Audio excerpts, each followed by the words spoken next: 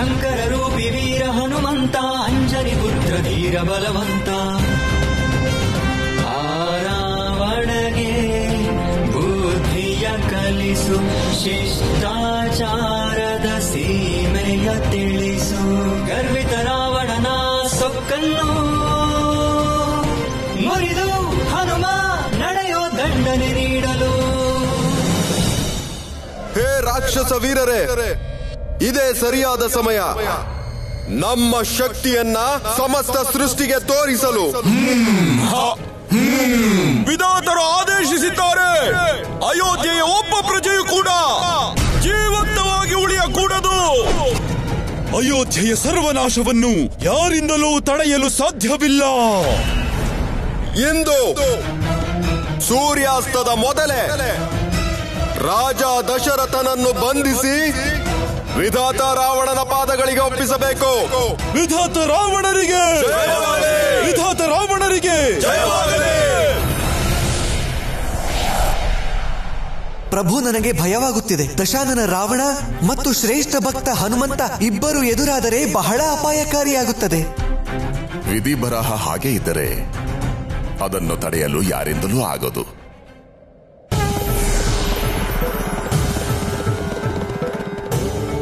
ಆದರೆ ಪ್ರಭು, ಈ ಸೃಷ್ಟಿಯಲ್ಲಿ ಪ್ರತಿಯೊಂದು ಫಲವು ಕರ್ಮದ ಮೇಲೆ ಅವಲಂಬಿತವಾಗಿದೆ ಮತ್ತು ಆ ಕರ್ಮ ಫಲದಿಂದಾಗಿಯೇ ವಿಧಿ ಬರಹವು ನಿರ್ಧಾರವಾಗುವುದು. ಕಡೆಗೆ ಅದೇ ವಿಧಿ ಬರಹವು ಭವಿಷ್ಯದ ನಿರ್ಮಾಣಕ್ಕೆ ಮುನ್ನುಡಿ ಬರೆಯುತ್ತದೆ. ನಮಗೆ ಭಾಸವಾಗುತ್ತಿದೆ ಪ್ರಭು, ಇಂದು ಹನುಮರಿಂದ ಅದೇ ರೀತಿಯ ಘಟನೆ ಜರುಗಲಿದೆ ಎಂದು. ಇದು ಭವಿಷ್ಯದ ಮಹಾಪ್ರಳಯಕ್ಕೆ ನಾಂದಿಯಾಗಬಹುದು. ಅವರನ್ನು ತಡೆಯಿರಿ ಪ್ರಭು, ಅವರನ್ನು ತಡೆಯಿರಿ. ಹೇ ಶ್ರೇಷ್ಠವಾದ ಚಂದ್ರಾಸ್ತ್ರವೇ, ಇದುವರೆಗೂ ನೀನು ವೀರಾಧಿ ವೀರರ ನೆತ್ತರನ್ನು ನೋಡಿರುವೆ. ನಿನ್ನ ಬಲದಿಂದ ಎಲ್ಲೆಡೆ ವಿಜಯಿಯಾಗಿದ್ದೇವೆ ನಾವು.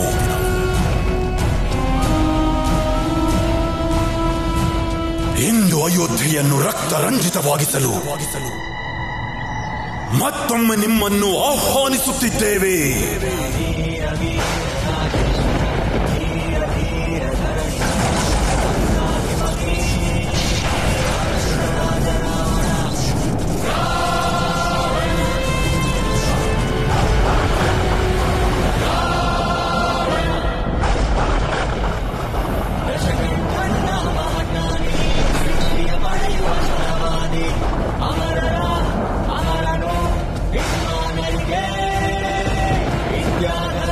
ವಿಧಾತ ರಾವಣರಿಗೆ ಜಯವಾಗಲಿ, ವಿಧಾತ ರಾವಣರಿಗೆ ಜಯವಾಗಲಿ, ರಾಕ್ಷಸ ದೊರೆ ರಾವಣರಿಗೆ ಜಯವಾಗಲಿ.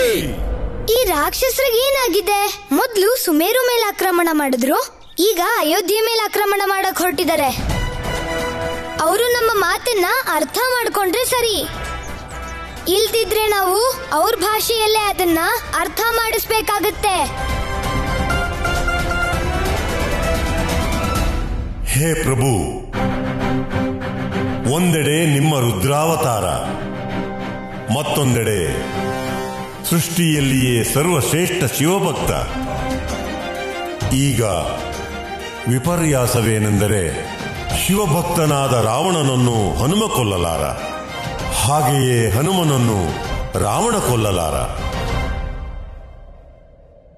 ಇವರಿಬ್ಬರ ಸಂಗ್ರಾಮದಿಂದ ಸೃಷ್ಟಿಯ ವಿನಾಶವೇ ಹೊರತು ಮತ್ಯಾವ ಫಲವೂ ಇರುವುದಿಲ್ಲ ಪ್ರಭು. ಸಮಸ್ತ ಬ್ರಹ್ಮಾಂಡ ಸಂಕಷ್ಟಕ್ಕೊಳಗಾಗುವುದು ಭೋಲೆನಾಥ. ಹೇ ತ್ರಿನೇತ್ರ, ನಿಮ್ಮ ಮೂರನೇ ಕಣ್ಣಿನಿಂದ ತ್ರಿಕಾಲ ಸ್ಥಿತಿಯನ್ನು ನೀವು ಗ್ರಹಿಸಬಲ್ಲಿರಿ ಪ್ರಭು. ಕಾಲಗರ್ಭದಲ್ಲಡಗಿರುವುದೇನೆಂದು ನೀವೇ ತಿಳಿಸಬೇಕು.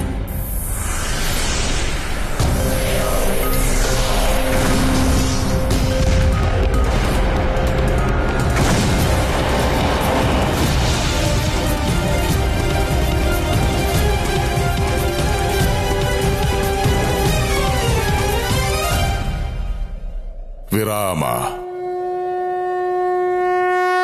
ಜಾಂಬವಂತಾತ, ಅವ್ರೇನಾದ್ರೂ ನಮ್ಮ ಮೇಲೆ ಆಕ್ರಮಣ ಮಾಡಿದ್ರೆ ಆ ರಾಕ್ಷಸ ದೊರೆ ರಾವಣನಿಗೆ ಹೇಗ್ ಬುದ್ಧಿ ಕಲಿಸ್ತೀವಿ ಅಂದ್ರೆ ಭವಿಷ್ಯದಲ್ಲಿ ಯಾವತ್ತೂ ಯಾವ ರಾಕ್ಷಸನೂ ಈ ರೀತಿಯ ದುಸ್ಸಾಹಸವನ್ನ ಮಾಡಬಾರ್ದು. ನೀವು ಸಿದ್ಧರೇ ಗದಾ ಮಹಾಶಯರೇ?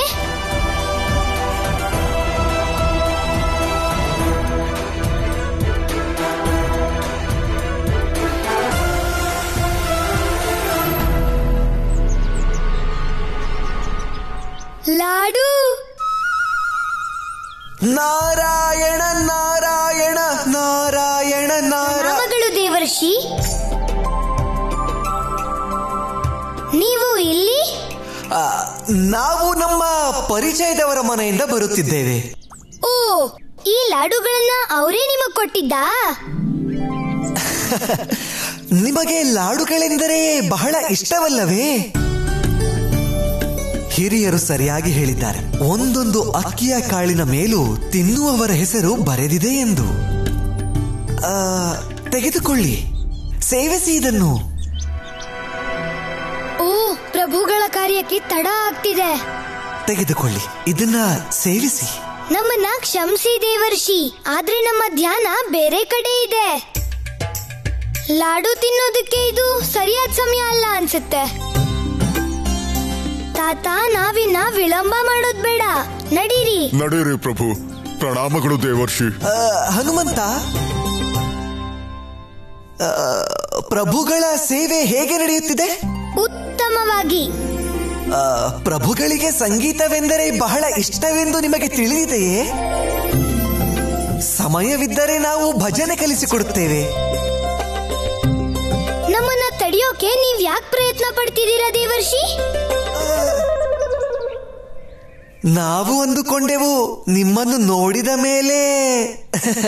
ಸಂಗೀತ ಕೇಳೋದಕ್ಕೆ ನಮ್ಗೆ ತುಂಬಾ ಇಷ್ಟ ದೇವರ್ಷಿ, ಆದ್ರೆ ಈಗಷ್ಟು ಸಮಯ ಇಲ್ಲ. ನಾವಿನ್ನ ಹೊರಡ್ತೀವಿ, ನಡೀರಿ. ಬನ್ನಿ ಹೋಗೋಣ. ಇನ್ನು ಈ ಹನುಮಂತನನ್ನು ತಡೆಯುವುದು ಬಹಳ ಕಷ್ಟದ ಕೆಲಸ. ಹೇ ವಿಧಾತ ರಾವಣನ ಶಕ್ತಿಯುತ ಸೈನ್ಯವೇ, ನಿಮ್ಮಲ್ಲಿ ಯಾರಿಗಾದರೂ ಅಸುರರ ಶಕ್ತಿಯ ಮೇಲೆ ಅಥವಾ ನಮ್ಮ ಶಕ್ತಿಯ ಮೇಲೆ ಸಂದೇಹವಿದ್ದರೆ ಅಂಥವರು ಈ ಕ್ಷಣವೇ ಶಸ್ತ್ರಾಸ್ತ್ರಗಳನ್ನು ತ್ಯಜಿಸಿ ಯುದ್ಧ ವಿಮುಖರಾಗಿ ಇಲ್ಲಿಂದ ಹೊರಡಬಹುದು. ನಾವು ಹಿಂಸಾರಾಧಕರು, ನಾವು ಹಿಂಸೆಯ ಆರಾಧಕರು.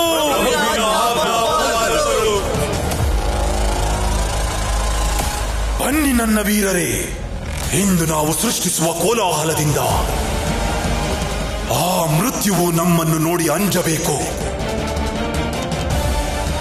ಈ ಕರಾಳ ದಿನದ ತೀವ್ರತೆಯು ಹೇಗಿರಬೇಕೆಂದರೆ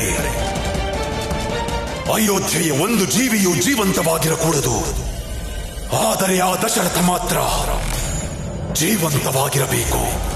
ಏಕೆಂದರೆ ಅವನ ಅಂತ್ಯ ನಮ್ಮಿಂದಲೇ. ವಯಂ ರಕ್ಷಾಮಃ. ರಾಕ್ಷಸ ದೊರೆ ರಾವಣರಿಗೆ ಜಯವಾಗಲಿ! ರಾಕ್ಷಸ ದೊರೆ ರಾವಣರಿಗೆ ಜಯವಾಗಲಿ! ರಾಕ್ಷಸ ದೊರೆ ರಾವಣರಿಗೆ ಜಯವಾಗಲಿ!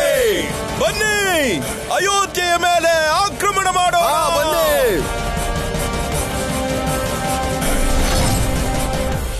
ಈಗ ಏನಾಗುವುದು ಪ್ರಭು? ರಾವಣ ಮತ್ತು ಹನುಮಂತನ ನಡುವೆ ಯುದ್ಧ ನಡೆಯುವ ಹಾಗೆ ಕಾಣುತ್ತಿದೆ. ನಾರಾಯಣ ನಾರಾಯಣ, ಹಾಗೇನಾದರೂ ಆದರೆ ಸೃಷ್ಟಿಯ ವಿನಾಶವಾಗುವುದಂತೂ ಖಂಡಿತ. ನಿಲ್ಲು ರಾವಣ.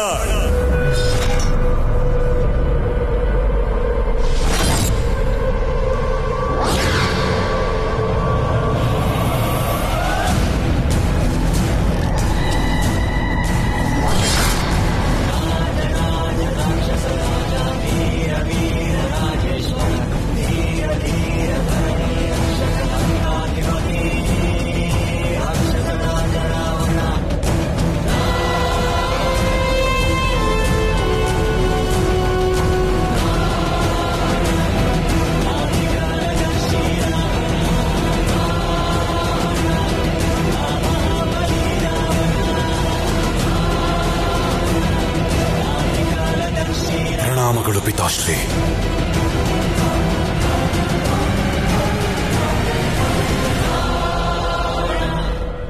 ಈ ಅಯೋಧ್ಯೆಯಲ್ಲಿ ಏನು ಮಾಡುತ್ತಿರುವಿರಿ? ನೀವು ಬಂಧನದಿಂದ ಮುಕ್ತರಾಗಿರುವುದನ್ನು ನೋಡಿ ನಮಗೆ ಆಶ್ಚರ್ಯವಾಗುತ್ತಿದೆ. ಒಬ್ಬ ಋಷಿಯ ಸಹನಶೀಲತೆಯನ್ನು ಜನರು ಅವನ ದುರ್ಬಲತೆ ಎಂದು ತಿಳಿಯುತ್ತಾರೆ. ನಮ್ಮ ಯೋಗ ವಿದ್ಯೆಯನ್ನು ಉಪಯೋಗಿಸಿದರೆ ಯಾವ ಕಾರಾಗೃಹವೂ ನಮ್ಮನ್ನು ತಡೆಯಲಾಗುವುದಿಲ್ಲ, ಏನೂ ಮಾಡಲಾಗುವುದಿಲ್ಲ. ಇಲ್ಲಿಯವರೆಗೂ ಕಾರಾಗೃಹದಲ್ಲಿ ಸ್ವಇಚ್ಛೆಯಿಂದ ಇದ್ದೆವು. ಅದಕ್ಕೆ ಮುಖ್ಯ ಕಾರಣ ನಿನ್ನ ತಾಯಿಯ ಮನ ಪರಿವರ್ತನೆ. ಅವಳನ್ನ ಅಧರ್ಮದ ಆದಿಯಿಂದ ತಪ್ಪಿಸಿ ಧರ್ಮದೆಡೆಗೆ ತರಲು ಪ್ರಯತ್ನಿಸುತ್ತಿದ್ದೆ. ಆದರೆ ಈಗ ಪೂರ್ಣ ನಂಬಿಕೆ ಬಂದಿದೆ. ಆಕೆಯ ವಿನಾಶ ನಿಶ್ಚಿತ ಎಂದ ಮೇಲೆ ಅವಳಿಗೆ ಇನ್ಯಾವ ಧರ್ಮ, ಇನ್ಯಾವ ಅಧರ್ಮ? ಧರ್ಮ ಪತ್ನಿಯ ಬಗ್ಗೆ ಹೀಗೆ ಮಾತನಾಡುವುದು ಉಚಿತವೆಂದು ನಿಮಗನಿಸುವುದೇ? ಕೇವಲ ಪತ್ನಿಯಷ್ಟೇ ಅಲ್ಲ, ಪುತ್ರನೂ ಸಹ. ಯಾರ ತಲೆಯಲ್ಲಿ ಅಧರ್ಮದ ಭೂತ ಆವರಿಸಿದೆಯೋ ಅವರಿಗೆ ಒಳ್ಳೆಯ ವಿಷಯಗಳು ಅರ್ಥವಾಗುವುದಿಲ್ಲ. ನಿಲ್ಲಿಸಿ ಪಿತಾಶ್ರೀ.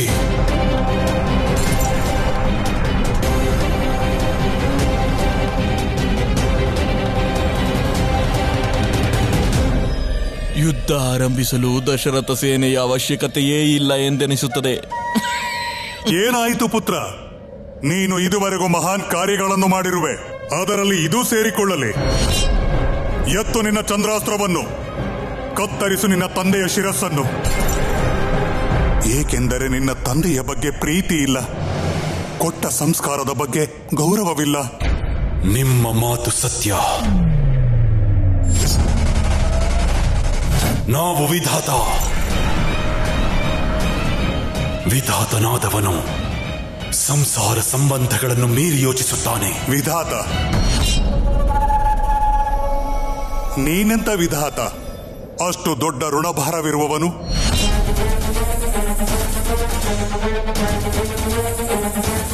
ಯಾವ ಋಣ? ನಿನಗೆ ಜನ್ಮ ನೀಡಿರುವ ಋಣ, ಶಿಕ್ಷಣ ಕೊಟ್ಟಿರುವ ಋಣ, ಸಂಸ್ಕಾರ ಕೊಟ್ಟಿರುವ ಋಣ. ಋಷಿ ವಿಶ್ರವನ ಪಿತೃ ಋಣವಿದೆ ನಿನ್ನ ಮೇಲೆ ರಾವಣ. ಅದು ಸತ್ಯವೇ ಆಗಿದ್ದರೆ ನಿಮ್ಮ ಈ ಪುತ್ರ ರಾವಣ ಪಿತೃ ಋಣ ಭಾರವನ್ನು ಅವಶ್ಯವಾಗಿ ತೀರಿಸುತ್ತಾನೆ. ಏಕೆಂದರೆ ಯಾವ ಋಣ ಭಾರವನ್ನು ಈ ವಿಧಾತನು ಹೊರಲು ಇಚ್ಛಿಸುವುದಿಲ್ಲ. ಹೇಳಿ ಪಿತಾಶ್ರೀ, ನಿಮ್ಮ ಇಚ್ಛೆ ಏನು? ನಿಮ್ಮಿಂದ ನನಗೆ ಕೇವಲ ಒಂದು ವಚನ ಬೇಕು. ಅದು ಪೂರ್ಣವಾಗುತ್ತಿದ್ದಂತೆ ನೀವು ನಮ್ಮ ಋಣದಿಂದ ಮುಕ್ತರಾಗುತ್ತೀರಿ. ವಚನ ಯಾವುದೇ ಇರಲಿ, ಅವಶ್ಯವಾಗಿ ಪೂರೈಸುತ್ತೇವೆ.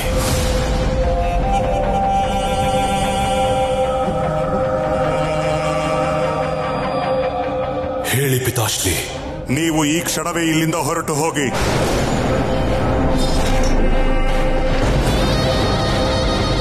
ಇನ್ನೆಂದಿಗೂ ನೀವು ಅಯೋಧ್ಯೆಗೆ ಕಾಲಿಡಕೂಡದು.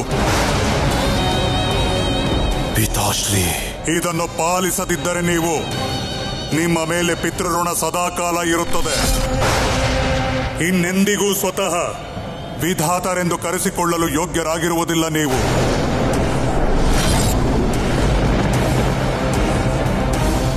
ನಿಮ್ಮ ಅಧಿಕಾರವನ್ನು ದುರುಪಯೋಗಪಡಿಸಿಕೊಂಡಿರಿ ಪಿತಾಶ್ರೀ. ನಮ್ಮಿರುವರ ವಿಚಾರಗಳು ಭಿನ್ನವಾಗಿದ್ದರೂ ಇಂದಿನವರೆಗೂ ನಾವು ನಿಮ್ಮನ್ನು ಗೌರವಿಸುತ್ತಿದ್ದೆವು. ಆದರೆ ಇಂದಿನಿಂದ ನಿಮ್ಮನ್ನು ಗೌರವಿಸುವುದಿಲ್ಲ ಪಿತಾಶ್ರೀ. ನಾವು ವಿಧಾತರಾಗಿಯೇ ಉಳಿಯುತ್ತೇವೆ. ನಿಮಗೆ ತಿಳಿದಿಲ್ಲ ಪಿತಾಶ್ರೀ, ಈ ರಾವಣನು ಮನಸ್ಸು ಮಾಡಿದರೆ ಸ್ವರ್ಣ ಲಂಕೆಯಲ್ಲಿದ್ದುಕೊಂಡೇ ಅಯೋಧ್ಯೆಯನ್ನು ಪೂರ್ಣವಾಗಿ ನಾಶ ಮಾಡುತ್ತಾನೆ.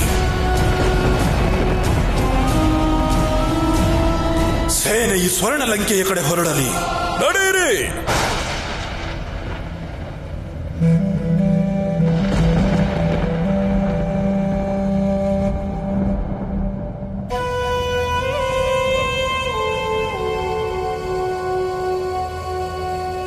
ನಿಮ್ಮ ವಚನವನ್ನು ಪಾಲಿಸಿದ್ದೇನೆ. ನಮ್ಮನ್ನು ಪಿತೃಋಣದಿಂದ ಮುಕ್ತಗೊಳಿಸಿ.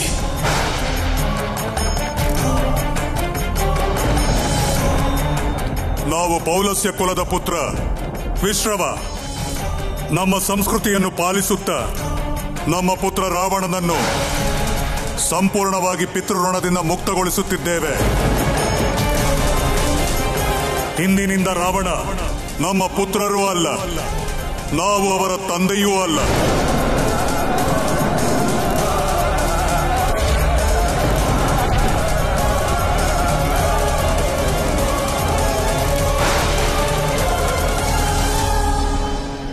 ಹೋಗು ರಾವಣ, ಇಂದಿನಿಂದ ನಮ್ಮಿಬ್ಬರಿಗೂ ಯಾವುದೇ ಸಂಬಂಧವಿಲ್ಲ.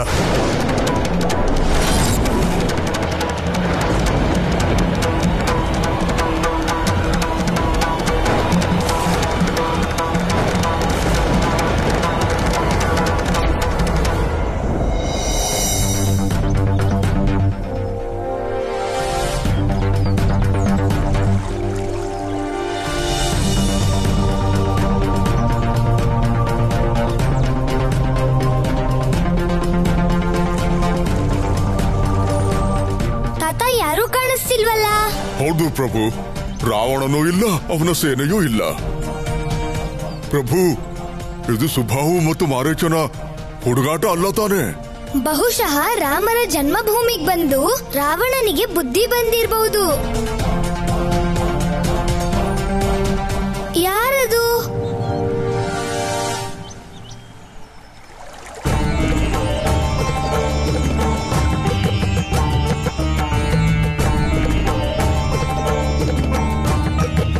ಪ್ರಣಾಮಗಳು ಮಹಾಋಷಿ ವಿಶ್ರವರಿಗೆ. ಪ್ರಣಾಮಗಳು ಋಷಿವರ್ಯ.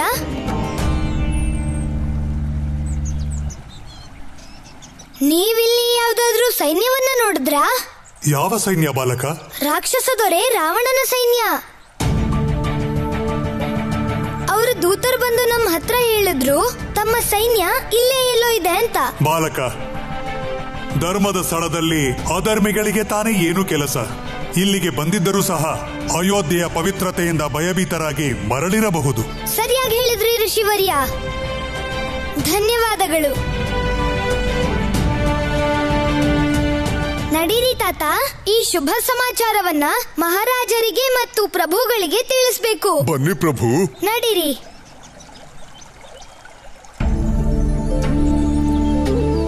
ಕೋಟಿ ಕೋಟಿ ಧನ್ಯವಾದಗಳು ಮಹಾದೇವ ನಿಮಗೆ.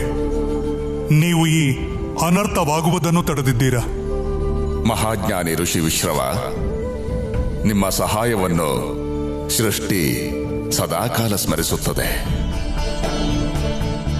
ಏಕೆಂದರೆ ಇಂದು ನಿಮ್ಮ ಹಸ್ತಕ್ಷೇಪದಿಂದ ಮಹಾಪ್ರಳಯ ತಪ್ಪಿದೆ. ನಿಮ್ಮ ತಂದೆಯ ಹಾಗೆ ನೀವೂ ಸಹ ಸಪ್ತ ಋಷಿಗಳ ರೀತಿ ಈ ಸೃಷ್ಟಿಯಲ್ಲಿ ಪೂಜಿಸಲ್ಪಡುತ್ತೀರಾ. ನಾವು ನಿಮ್ಮನ್ನು ಆಶೀರ್ವದಿಸುತ್ತಾ ರಾವಣ ಮತ್ತು ಕೈಕಸಿಯ ಮುಖಾಂತರ ಆಗುವ ಅಧರ್ಮದಲ್ಲಿ ನೀವು ಭಾಗಿದಾರರೆಂದು ಎಂದಿಗೂ ನಾವು ಪರಿಗಣಿಸುವುದಿಲ್ಲ ಮತ್ತು ನಿಮ್ಮ ಪ್ರತಿಷ್ಠೆಗೆ ಯಾವ ಧಕ್ಕೆಯೂ ಬರುವುದಿಲ್ಲ.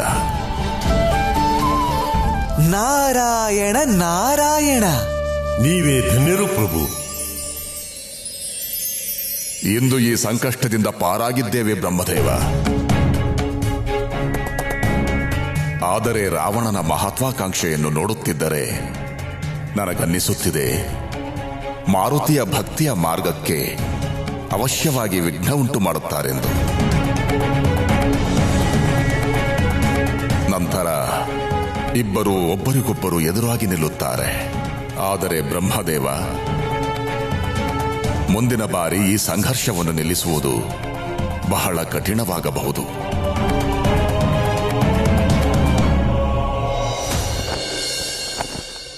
ಧನ್ಯವಾದ ಜಾಂಬವಂತರೇ. ಪುತ್ರ ಮಾರುತಿ, ನಾವು ನಿಮಗೆ ಸದಾ ಋಣಿಗಳು. ನೀವು ಅಯೋಧ್ಯೆಗೆ ಬಂದಾಗಿನಿಂದ ಇಲ್ಲಿ ಎಲ್ಲವೂ ಮಂಗಳಕರವಾಗಿಯೇ ನಡೆಯುತ್ತಿದೆ. ಇಡೀ ಅಯೋಧ್ಯೆ ಸದಾ ನಿಮಗೆ ಆಭಾರಿಯಾಗಿರುತ್ತದೆ. ಈಗ ನಡೆದಿದ್ದಕ್ಕೆಲ್ಲ ಕಾರಣಕರ್ತರು ನಮ್ಮ ಆರಾಧ್ಯ ದೈವನೇ ಮಹಾರಾಜ. ಮಾರುತಿ,